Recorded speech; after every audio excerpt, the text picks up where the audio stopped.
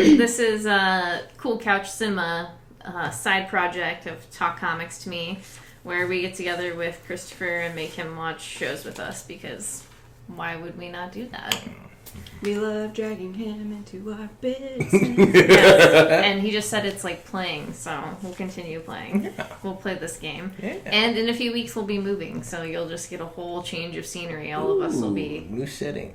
Yeah. Be prepared. And to clarify, she's moving. We're all moving. We're all moving. I thought that was in the contract. Yeah, you're That was not why you living needed with it. us here. You needed an extra room. I thought that's why. It's gonna to store us. Yeah, I mean, I think the funny thing is it'll be like a whole new update, since Chris is like, I want to find furniture at IKEA, man. So. Oh, really? Yeah, it'll be. Oh God, good luck. I mean, like, that'll be a true test of your guys' relationship and how, because whatever, dude, it's his house, his furniture, he has to fucking do all of that shit. I'm just here for the ride. I am literally the tenant in this situation. You're just riding his coattails. Yeah. That's a true position of wealth, though, when you stop, like, rubbernecking, like, abandoned couches on the street. That's when you know you sit, like, I don't even look like, whoa, there's a couch? That's exactly something that Brayden said. He was like, we got a new bed. Like, we've got money. We didn't have to, like, just get secondhand. That was what our old mattress was from. Someone just gave it to us, and then we... It's nice. Yeah. It's nice to not have to dig for pocket change. Yeah, I feel you. They gave us the mattress. We straight up took it from this dude's house. Yeah. Okay, so anyway, we're actually here to talk to you about Buffy, because... The Vampire Slayer. The Vampire Slayer, yeah. Not just our friend Buffy. Yeah. But yeah, I'm excited. This is not my first time watching Buffy, but my first time watching Buffy with my friends. I was gonna say, we've all watched it at least twice, so that's really Twice. At least. Yeah, twice. I mean. Some episodes more than that, but this, will be the first time through with the Cool Couch kids. Yeah, so a little bit of a different format, but still incorporating the same things. We're just going to quickly go over the episodes we watched. We're going to just talk about episodes 1 through 5. Heather, do you want to read off these episodes for us? Yes. So, episode 1, Welcome to the Hellmouth. Welcome to the Hellmouth. Boom. Do we want to go into a little bit? I would just say, just just give us a little recaps. Little quick one. Okay. Buffy moves to Sunnydale after getting kicked out of her old school. She kind of meets the lead people, I guess. I was going to say the lead singers, but she's the lead singer. Xander is the nobody drummer. Willow's clearly the bassist. Giles is the lead guitarist and backup vocals, clearly. Those are the people in the band, by the way. Who's Cordelia? Oh, she's the merch girl. No one would buy merch from anyone else. She would. No, you are not wrong. She would be very good at that. Anyway. That's a solid setup of who everybody is. She's siphoning funds from the group. You don't find out till years later. 40-60. She pockets what she wants. But then she learns that Sunnydale, which is where she moved, this is the central location of this show, is on top of a Hellmouth. If you don't know what that is, then what is wrong with you? And you can infer, I would assume. Yeah. I mean, that makes sense. Episode number... just all sorts of supernatural creatures, as we will discuss here in a minute. Episode 2 is called The Harvest. She learns about a powerful monster named the Master. The masturbator. Yeah, the masturbator. You should see that dude's face. He clearly does not know how to masturbate. But then she... Just filled with cum. That's why their face is like that, because they can't, there's no blood circulation. They can't get it out. That's what happens when you don't masturbate, guys.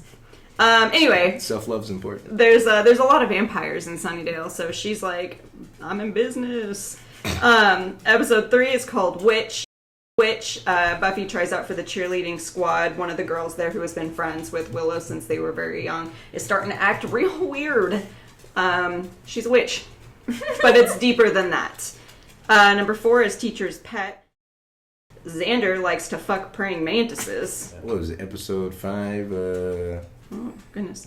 It's called Never Kill a Boy on the First Date. Buffy's in love with mysterious and brooding Owen, who loves poetry. And he loves Emily Dickinson so fucking much. She's desperately trying to go on a date with him, but because of her Just say your Slayer gothic abilities fear and get it over with. Right? Clearly, he's just like having trouble coming to terms with his sexuality, which is fine.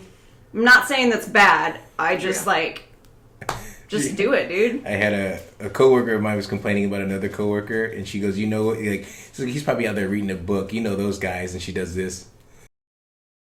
And I was just like literally with a book in my back pocket, like, yeah. Same lady. yeah, guys who read, feminine, I got it. Reading is very feminine. Weird. Okay, cool. The things that people determine are masculine and feminine are just like so strange to me. It's like, so being smart is feminine? Yes, it is. Reading a book? But also at the same time, if a woman is smart, we don't like it. Right. It's so weird.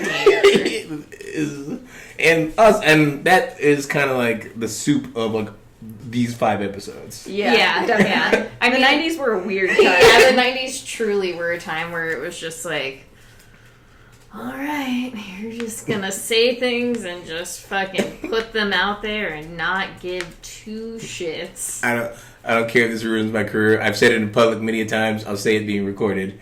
But we needed 9/11. It woke us up. It was the acknowledgement of your actions have consequences, and it ripples out through entertainment throughout. Like with this Buffy is a pure example of that. Of just crazy '90s stuff just happening. The music, the clothes. The episode I want to talk about the most is Teacher's Pet, because like I was just, that lack of a better word, dissecting it. It's a see, I did. Love that. Yeah, it's a nutty episode. Yeah. It's a nutty patriarchal episode. We'll definitely get there. Yeah. Okay, so favorite fashion moments. I actually wrote these down just in case we didn't remember, but I know you probably had some written down as well. Well, I didn't write them down, but I actually on Instagram followed the hashtag Buffy Style, and I also follow an Instagram page that's just, it posts all of the fashion choices from Buffy, which is really cool. But there are tons of them that I really enjoy. Basically, I feel bad for all the younger generation kids who are like, man, I wish it was alive in the 90s, because we were fucking alive in the 90s, and we got to live with that, and I did not appreciate the style until we started watching this again, and then I was like... There's still stuff about the 90s I definitely do not like, for sure. I mean the style, just like... I mean, watching the it style too. Yeah, no, 100% in the style as well. I feel like, had I understood anything other than jeans and a t-shirt when I was alive in the 90s, I probably could have done some shit with it. Like, I probably could have been like way cooler than I was, because I say that as if I was cool at all. You I didn't wasn't. shop at Gadzooks at all? No, I shopped at Goodwill and my older sister's closet. That's the same opinion I have on windbreakers. Windbreakers are cool now, but when I was in the 90s and wearing windbreakers, they were not. Yeah, no, I agree with that. And now windbreakers are, they're great. Everyone loves them. They're hilarious. Sure, I was super into windbreakers when I was little. Yeah, I used to wear my mom's, and it was like 4 sizes too big. Anyway, fashion choices. So, I mean, the one thing we all streamlined across the board was Xander's shirts. Mm-hmm. Yeah. Like, Xander's shirts have all, like, Xander sucks, but his shirts have been, like, solid. Yeah, that deserves 2 of them. Like, that mushroom shirt, I'm gonna have to go back and find that, and I'll screenshot it in the shirt, because that mushroom shirt was one of those things where I was, like, watching, and I was like, oh, that shirt is so tight. And then I said it out loud, and everybody was like, yeah. We all thought the Yeah. same thing, champ, alright? So basically what we're getting at is we all are just like gay. Our style choices were based off of Xander's outfits in the first season of Buffy. We all just wanted to wear some form of like button-up shirt that looked like it was kind of from the 70s, and then also some sort of long sleeve shirt underneath that, because we still need to be warm. We still do that, I'm pretty sure. Yeah, I know. I'm sure I dress like a ridiculous person all the time. Yeah, that makes sense. Yeah. Okay, also, Angel with the white tees. That's what I was going to wear. And the tank tops underneath I forgot about the leather coat. The tank top underneath the leather coat was a very strange choice. But then, every white, like, V-neck tee underneath, like, weird suit jackets or velvet suit jackets. Angel's evolution throughout, like, this show and then into his own subsequent show is, like, bananas. Because, like, Heather brought it up where it's, like the first iteration of Angel that we're getting is like this weird, like, you know, he's like, hey, what's up? Like, I think you brought that up, actually. Either. Whoever. Yeah, I was like, I remember saying I don't like this version. Yeah, it's like, I mean, like, obviously, you know, the character grew, and we got him thinking he's at a really great place at the end of Angel. Like this great character that you can, like, you know, put a finger on, but this early Angel is just so weird. Where he's like, hey, I showed up here. Yeah, what's up? And then, like I said, I was like, I'm rewatching Angel with a friend of mine, and they also keep calling him dark and mysterious, and it's just like he's not really like he's dark, just being creepy. Yeah, he's like being more sarcastic and like. I don't know. Is he hanging out in the shadows? That's another thing about the phrase I didn't know about when someone the white says shirt like gives him away. Like when someone says tall, dark, and handsome, that doesn't necessarily mean like a black person. Like tall, dark, and handsome just mean like I've seen it like applied. Someone said that about like Angel in an episode. I was like, so wait, what does that phrase mean? Like I'm confused. What are you talking about? And leather pants. I mean, it's like was like dark Ross Geller. That's Angel. Oh my god, we're done. That was great. The last thing I wrote here is so many short skirts. That was before there was the rule in high schools that you couldn't wear them. I mean, okay. Speaking as the male here, the things that Cordelia wears at a school. I mean, yeah, they're great, but like think about like there's some student teacher in there who's like 22, and like Cordy comes walking in. This guy's got to talk about the Franco-Prussian War. No, he's got to get out of there. It's over. Like we're gonna find out later. It's gonna almost ruin Wesley's life. Like that's ridiculous. Like I couldn't handle that. Like I quit. This is crazy. Like there's like 6 girls that look like Cordelia. One's a Slayer. And she's got wearing miniskirts every day. I lose my mind. And you know she's approachable because she's hanging out with the nerds. Yeah, exactly. You can go, I can rap with you. Yeah. And her boyfriend's like 100 and 200 years old or whatever. He's like 240. Speaking of the nerds. And he looks like he's 45, so... Clearly. Right back in she those doesn't days. even question it. She's like, I'm 16. Let's fuck. No, dog. All of Willow's outfits. By the way, I absolutely love them. I think she's adorable. The fact that her mom, what we know, she's clearly a Weasley. Yeah, I just love Willow, and her outfits, I would wear them. They seem to, even though I'm like, I wear the same kind of outfits every day. They go like real ham with some Willow outfits, though, because it's just like I don't know, man. As somebody who is like fairly like, I try to be pretty, I was gonna say morose about the way I dress. Modest. Yeah, modest. I get that all the time. Yeah, about the way I dress. I would not wear some of the things they put her in. Like there's that time, and this is way in the future, where they put her in that like that bright pink like sweater with like weird like butterflies on it. It's just like, oh yeah, that like weird fluffy one. Yeah. And then I love that we all know what's. Especially like Willow. All thought about it. Willow's hat game throughout the show is like madness. It's absolute madness. I just think it fits for her. Yeah. I also get trying to find a good hat, like trying to find. I mean, like, all right, gotta find something that fits this personality. I thought I had one yesterday when we went shopping, and I was like, Heather, the hat, and she was like, no, and it broke me. It was too tall. It was too tall, you know, and it broke me. I was just like, ugh. I just bought myself a hat that says Bigfoot is real and he tried to eat my ass. And I'm really excited about it. All right, we're moving on from this then. Okay, yeah, sorry. Now we have the how bad is Xander scale. The I guess from incel to friend zone. I would say those are both different levels on their own. So I would say that's what I'm saying. Like the extreme of both. Like, because it's like, the extreme would be incel, and the less extreme would be like, I got friend zoned by this bitch. I don't know. He's like really strange because sometimes. Are you in agreement? Some of the things that he says, I'm definitely like, yeah, incel. But then sometimes it's like I just don't feel like he knows any better because he's been friends with Willow his whole life, who has never stood up to him.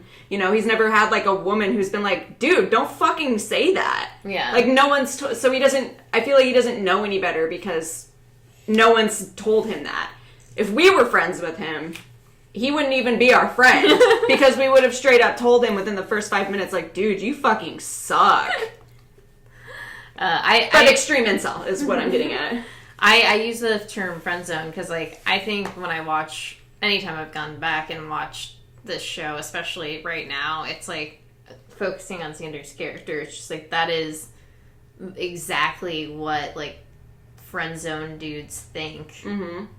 It's like legitimately, he's just like Buffy's just like there to be his friend and wants to just like chill with him, and he's just like, I love this woman and I have to like date her, and if she turns me down, then like that it's the end of the world, and like what am I gonna do? And it's just like, dog, you're gonna be your friend. Yeah, like everything's fine. Just like chill the fuck out. But like, you're only 16 years old. Just go try to find something else to fuck right now. But I mean, like, obviously Xander comes out of that, like, and because I remember growing up watching it and like just liking Xander because it was like, oh, he's clearly like the funny one and not catching all of like that, you know, it's like, you know, because again, you don't I'm like know. 12, I'm like 11 or 12 or whatever. No, when we're going into this, especially at 12 years old in the 90s. Yeah, it's like Russ just reading like bell hooks and being like, oh, he's driving the pace track. You're like, no, I don't. It took a while to catch our up. Parents are like, here, let me teach you about this shit. I'm pretty sure my parents would have been like, oh, that's how we got wrapped in this system. And again, it's different time. Yeah. And that's what I was gonna say. Like, I don't think that like even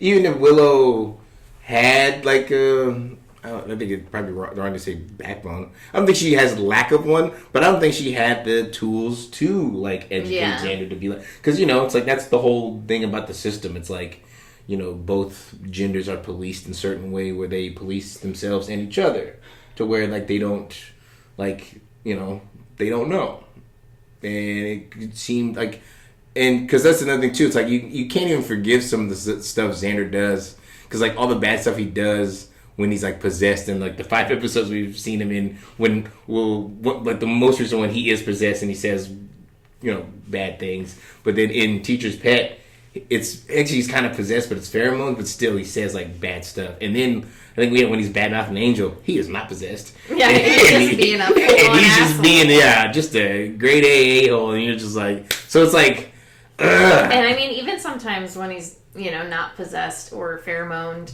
like when he's talking to Willow about like Buffy, it's just very short-sighted. Like the way he goes about it is just like real abrasive. So here's a question that I just thought of. Do you think if Cordelia had been a part of their friendship, like in the beginning, he would have been saying those things? Because she, anytime some creepy dude came up to her, she would tell him like, fuck off. I don't want anything to do with you. So do you think he would have gotten away with saying that kind of shit had she been a part of their friend group from the beginning? I think so, because I think Cordy's just so self-centered to where it is like, you know, I don't care what happens to you. I care what happens to me. But I feel like, because anytime that he hits on her, she's always just like, ew, gross, and like shoves him away. Whereas that's Buffy more of is like a like, power structure within high school than anything else, because it's just like, I mean, she has the power and he has none. Yeah. That's true. Now you understand his frustrations. I told you it was hard to be a male in these days and times. I suppose we'll go ahead and let you tell your jokes now. I started one. I was like, I was saying you just told the biggest one here tonight. That's what I just started. Let's get him out. So yeah, thoughts, jokes, concerns. Like I said, the biggest thing I was thinking on is Teacher's Pet, and how like, because I was thinking about like how like messed up that episode is. It's a very messed up episode, very messed up 90s episode. Quick summary, basically there's a praying mantis teacher and she's having sex with virgins to like lay eggs in their bodies, and like that's it, that's the whole episode. When you put it like that, even though we watched the whole episode, it puts a whole different light on that whole episode. Yeah, and like the teacher's a woman, and I was like thinking about it, I was like, because that's that whole like weird, you know, I guess it would be considered like a male fantasy for some people to like to have that happen to them, like if they were like when they were in high school. And like even, you know, South Park's done episodes on it. People talked about it, how like when that is presented, like, oh, this teacher had sex with a high school student, a male high school student, everyone's usually like nice. But if it was like male on male, then it would be disgusting and gross. He's falling asleep. Yeah, understandable, Megatron. But then I was like, okay, well, what if it was like switched? Like, what if it was like a male teacher and then it was like Willow and Buffy? And then I was thinking about it, I was like, it would still be a male power fantasy. Because even the original episode as it is a male power fantasy. It's like, there's no way to like get out of it. Well, yeah, because they even play into that with like the way like Xander and that other teenage boy feels, because they're both like, yeah, we're gonna fuck this teacher. Yeah, that's how you do it. Duh. Yeah, duh. But, They both clearly know how to have sex. and especially the idea, especially like at the end when they're like Willow's like, oh, that's so sad that they prey on like virgins. And then like fight, like they're like, the dude's like, I'm not a virgin, like, and like I was thinking about that too, about how like I had, like when I was growing up, I came to the quick conclusion where it's like, like you remember those button up silk like anime shirts? Yeah. Wore those, cargo pants. I'm reading comic books.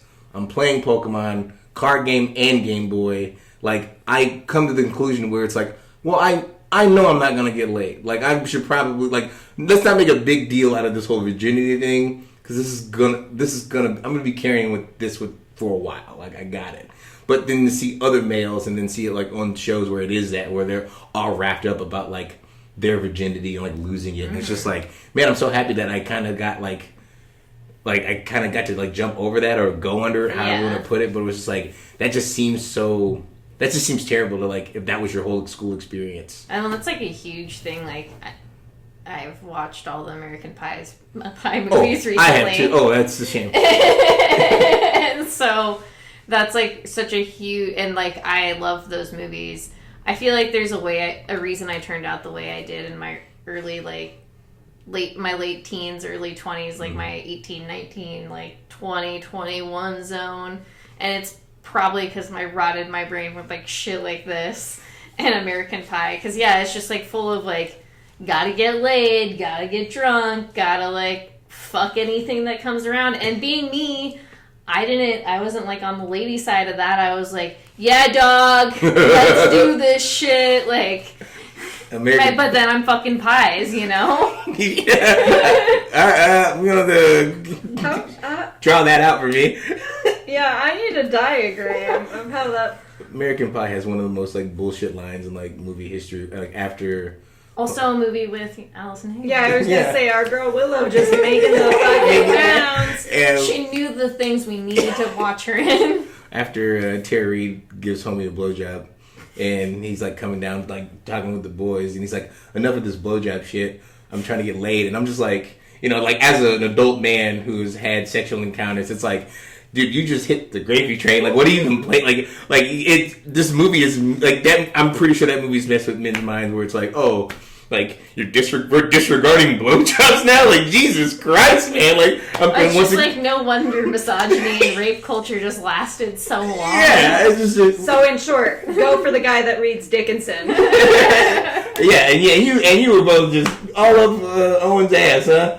Jesus. Well, I was just embarrassed that was the type of dude that I was into. Oh, okay. The things you hated, the things you see in others. Yeah, I just thought it was funny. It was like, it's like, what, 1999, 98? Yeah. When this movie comes out, or the show comes out. And it's just like, I don't know, I just don't imagine a 90s kid just being, like, who looked like that dude, Owen, being like, yeah, I'm gonna read fucking Emily Dickinson. And also just like, his demeanor, everything that was happening with him just didn't work for me. He was so soft-spoken, but you could tell that he just wanted to yell. It's just like, and it flips at the end. He did not look like a dude who like listens to The Cure, like, which is what would happen. It's like that. It's like I watched Donnie Darko all over again. Yeah, I was gonna say it's like that thing that people do where they have the book with like the cover that says it's one thing, but underneath it it's like fucking, like porn and shit. It's like he pretends to be listening to The Cure, but it's really like head PE and shit like that. Or he's just like, oh, I got fucking rage. And that was like the end of the episode, though. It was when he was like, oh, Buffy, like, hey, we should go out again. He's like, danger. Yeah, because like the prospect of being murdered was hot. Like I've come to my conclusion. I mean, Emily Dickinson is a lie. I've been living a lie. I need murder in my life. And it's like, and that's I really enjoyed that episode too, because like I think it highlights, we've talked about this many times, how much like Buffy is like a superhero. Like she is a superhero, and how like she cannot lead a normal life, and like she can get there and kind of like do it, but like she has to live her life a certain way, and like that's like a main theme in superheroes. Yeah, like she is like Spider-Man or. She's Clark Kent. Clark Kent, yeah, she has to lead like a double life, especially because like, and like what's it, like like what 3 seasons that Joyce, her mother, doesn't know. Yeah, you know, so like long. jeepers. You know, it's like she had. You know, She's just like, my child is just a fucking wild card. out at 3 a.m. And every night. also apparently really strong, but like, whatever, dude. Hey, girl power, right? And Like- she's just hanging out with a librarian, but I'm pretty sure she's not getting good grades. like, That is questionable. I never thought about that. I was just like, because I always think about like, damn, I'd love to hang out with Giles. I never think about like Buffy just like being shit at school. got a 1.5 GPA. Like, But it's always with the fucking librarian. Yeah. Like, And he's always just studying. like teaching her and stuff, but she's still not learning. It's like, well, dude, why are you still doing it? Clearly, your technique is not working. we'll get there. Okay. Well, we can move on for questions because otherwise, I think we'll go on Oh, yeah. for like a few minutes. We've got a lot of episodes, man. Yeah, we do have a lot of episodes, but I figured this since it's like the first video, how do you start watching Buffy? Like how did I start or Yeah, like how did you personally start watching Buffy? Like, how did you discover it? Yeah, like when? How did you step into Buffy? I think it was just because it was just like on the WB, and like they had like because like WB had that big like restart where like they like relaunched the Michigan J Frog like cartoon, and there was like I think it was like an hour event or whatever. I hate that I know. Yeah, like, I know. No, it's a shared memory. Like we were all alive together. The Matrix, bro. So I think like that was happening, and then also like this is a essay I've been working on, but like WB like started all these like there was a lot of black people on WB. There was like Jamie Foxx had a show, Wayne's Brothers had a show, Steve Harvey had a show. There's all these black people on. I watched all those. Yeah. I was like, Yep. yeah, there's all these black people on WB, so it's like watching WB. And, you know, like X-Files is on. I was already like a big Star Trek fan because my dad's a nerd. So I was already like in you know, reading X-Men comic books. So I was done. It was over. And I don't think I ever saw the movie. I didn't see the movie till like years later. Didn't even know there was a movie. But yeah, my brother was like, oh, what's this movie about? This show called Buffy the Vampire Slayer. I'm like, all right, sure, whatever. And watched it and it was over. Like it was over. It was done. It was just done. Okay. I'm gonna bare my soul to you guys for a minute. Do you remember the first Austin Powers movie? Yes. Yeah. And you're familiar with the actor, 5'4" man, Seth Green. Mm-hmm. I was in love with him when I was younger. Yeah. Makes sense. I was like, my height? Okay. Yeah, I just started watching this because of Seth Green. And then I was always into like the supernatural shows and shit like that. I watched Charm for fucking years. And so I was just like, oh, this show's about vampires. And it has Seth Green in it. Okay. So, of course, I was just sold. I was like, all right, I love Seth Green. And I remember I didn't start from season 1 because that wasn't what was on TV at the time. I had to, like, go back and watch it. But, yeah, that's all she wrote. I actually did start because I watched the movie. I watched the movie. I actually, in 6th grade, wrote... or like did a whole like presentation on Buffy the Vampire Slayer. I did that with Charm, the movie, and like how it was written, and like all of these like And facts facts about it. No, I did really good on it. I did great. We had like, it's a weird story, but each classroom had different decades, and we had the 90s, and I was like, I'm gonna do something about Buffy the Vampire Slayer. Nice. So that's what I did. And then, yeah, when the show was coming up, I was also watching WB for whatever amounts of reasons. And yeah, I was super stoked. I remember just being so fucking excited, but I didn't really have any other friends who were into that type of thing, like whatsoever. It was basically just myself. And I remember at one point, like, I was hanging out with a bunch of stupid boys.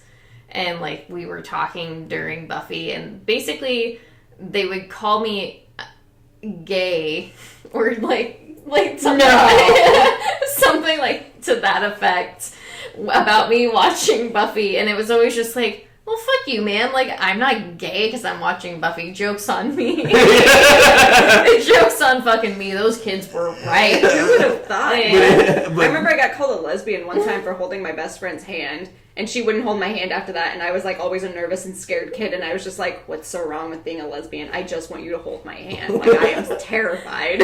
But yeah, but then, like, I don't know, I just always really loved Buffy, and then I watched, I think, the first 4 seasons or first 3 seasons up until, like, when she went to college, and then I was, like, in high school and doing gymnastics and shit, and just was like, I don't have time for this. That's a shame. I had all the time in the Yeah, I world. was like, I had all the time. I was like, my, So I had to come back at a later date and finish. I got a job to get cable because then it moved because it went from WB to UPN. Mm-hmm. And I remember that, dude. That was like season 6. Yeah, that was a cable channel. I didn't have cable, so I was like, I have to get a job. Like, this is it. So my brother worked at the IMAX at the zoo, so I got a cashier job so I could like pay for cable so I could make sure I could watch Buffy. And I didn't run into another fan of Buffy until I got to like junior year of high school.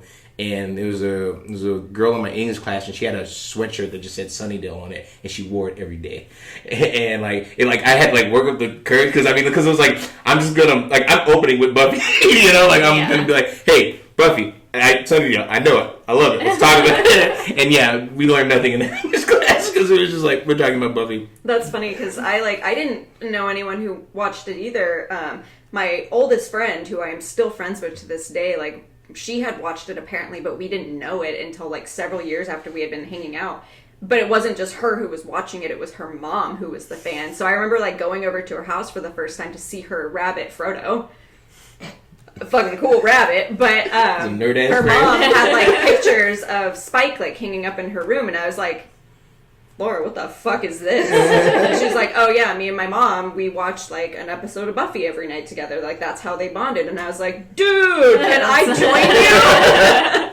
It was really sick, great. Yeah. And we still like talk about it. Like me and her mom still talk about it to this day. So it's sick. Yeah, I just spent a majority of my time being made fun of for watching Buffy. So whatever, it's fine. Okay. You're gay. I'm just really fucking gay.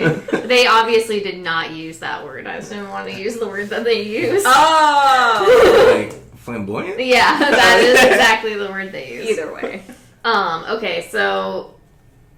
I'm gonna start this. Like, who is your favorite character right now, like as it stands? And do you think it'll like shift as we watch this? Cordelia. I've always been a big fan of Cordy. Big fan of Cordy. I was like recently we had talked about it. I did not appreciate her character until like fairly recently. I feel like within the last few years, I kind of like thought about it, and I was like, dude, Cordelia was a fucking boss. Like, I love Cordelia. Yeah. So right now, despite the fact that we haven't even seen too much of her, she's my favorite. I'm just a big Buffy fan. Like, she's just like, mission first. Like, she's about the work. She's just noble. She's just great. It's like I always like. It's like those are my like. If I have a religion, it is that. It's like what would Buffy do? What would Superman do? And that's where I go. Like what would these two people do? And that's how I live my life. Mine is like, what would Giles do? Like, read a book and get these kids away from me. I do love Giles, but yeah. Anyway. Yeah, I mean, it would probably like Giles is a big one for me. I don't know, Spike is always my favorite character. It's probably one of the few, like, extremely, like, toxic, terrible characters I have a lot of love for. Uh-huh. Because, I mean, he does have a really good redemption arc, all of the same. And I don't know, it's interesting to see a character that, like, does a lot of things I find, like, reprehensible. Reprehensible. That's a new word. Yeah, I gotta write that down. Reprehensible. I'm not gonna be able to say the word now. Yeah. Because my brain's broken. But just like very disgusting, terrible things, and I'm still just like, well, I still actually really love you every single time I watch the show, and I think it's always gonna change, but it always ends up. It's so weird because I'm that same way with him too. Like especially being older and recognizing like the things that he did, like it didn't register when I was younger, like how terrible they were, and then being like, I still love Spike. Like, why? Yeah. I think it does a really great job, and I know we'll get to this later as like those seasons unfold, but it just does a really great job of showing just like toxic relationships and just like what it is for people to feed off of each other. And like I think even though Spike can be just like really gross, I do think he does have these moments, and especially towards the end, like I said, where he does redeem himself and he is able to like look inside himself and see who he like actually is beyond like the demon inside of him. Because I do think he means well, he just doesn't know how to do it. And for them, I mean, yeah, like as you get past like certain parts. Yeah. I don't know. He's a very complex character. Yeah. And I do. Sorry, now I'm just like. Yeah, that was like I remember like I mean if we can skip ahead, I remember just being like bombasted by that episode. Like I'm just like walking in a daze, just being like, oh my goodness, you know, just like ugh, you know, like it's just like ugh, because you know, like I said, Buffy's my favorite character, and it's just like, you know, I don't want to see anyone in those positions, and ugh, it was just like it was rough, just rough. Yeah. But I mean, but also, I mean, I think the Whedon verse. Or the Buffy verse is what we should call it now. Probably some of the best like character arcs in television history. Mm-hmm. Like to go back to Cordelia, like who she is in like the first episode of Buffy to like her last episode in Angel is like bananas. Like she's her own hero in her own right. Like by the time when she's an Angel, like she's like, you know, she may not be as physically strong as Buffy, but she puts it on the line like every time.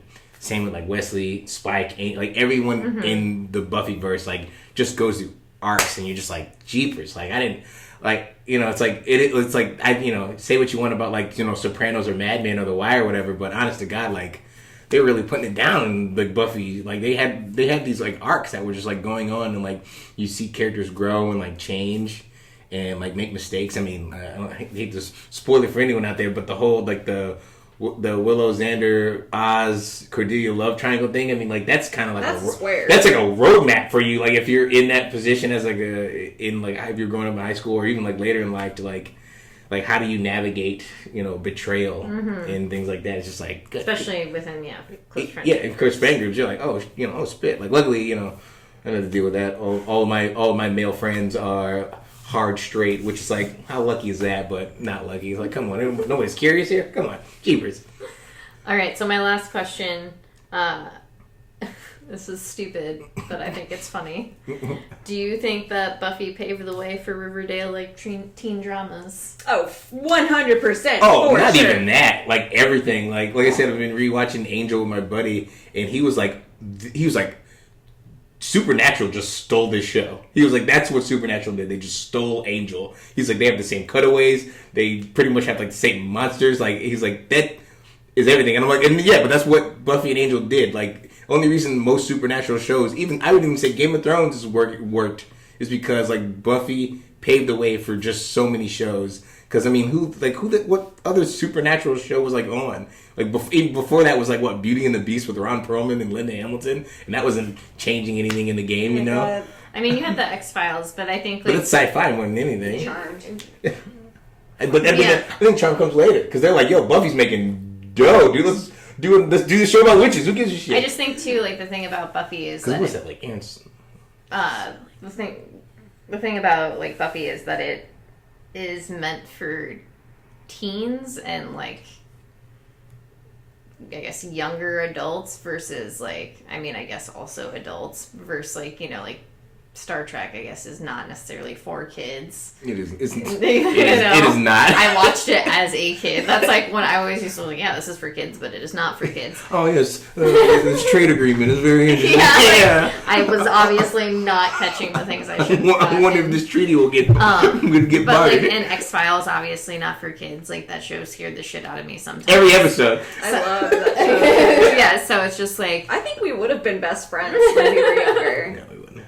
But you wouldn't have. You would have been like, you girls. No, I would have been like, too wild. You humans.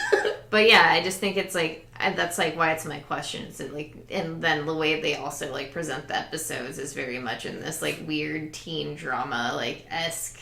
Like, so is it like, is that what like helps pave the way for like, you know, what we have now and like that sort of sphere of WB shows, I guess, because that's what it is. It's a WB show at this point. Yeah, I think it's like I think it's how they put the sugar in the medicine to help it go down, because it is like I said, all these episodes are very chewable because you can they're talking about like hormones, or like that the most recent episode we just watched with the hyena one, that is about like a friend splitting off from the group.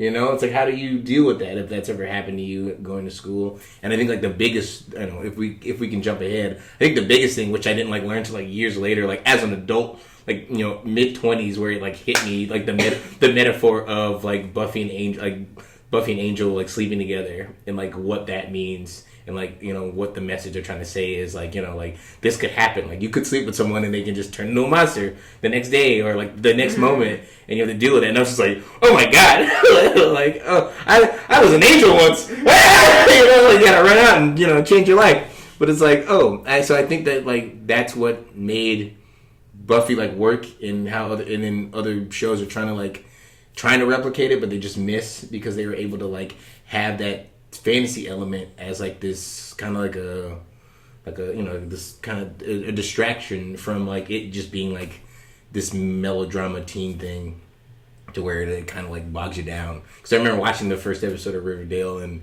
everything like that, and it's just what this is when you when you start feeling old, this isn't my Archie, oh my god. But then you also still have the relationship with the teacher, you still have all of those aspects of it. So yeah, that's when I was old man, this isn't my Archie. Why isn't Jughead eating sandwiches? Just losing my mind. Yeah. Oh god. But yeah, I guess that's. Do you have any? No, I was just gonna say, I think that too. I don't think that show would be able to stay around had it not been for any of the shows that came out around this time, to be honest, because the shit that happens in Riverdale, despite the shows that I grew up watching, has me going what is going on here? And I watched Passions for quite a time. This is so good, dude. Skip school, watch Price is Right and Passions, kid. Oh, yeah. The fucking 3 episodes when Timmy was stuck down the well, I lost my mind. Anyway. Yeah, so that's all I got. Okay, so that's all we got. That's all we can do here. We'll see you next time. We hope you enjoyed it. Subscribe. What's in this? Tell us what you think about Buffy the Vampire Slayer. In the comments, bro. We'll let you know at some other time what we also think. We'll keep telling you. And we'll see you on the flippity flip. Oh, yeah. All right. Bye. Bye. See you at the Browns.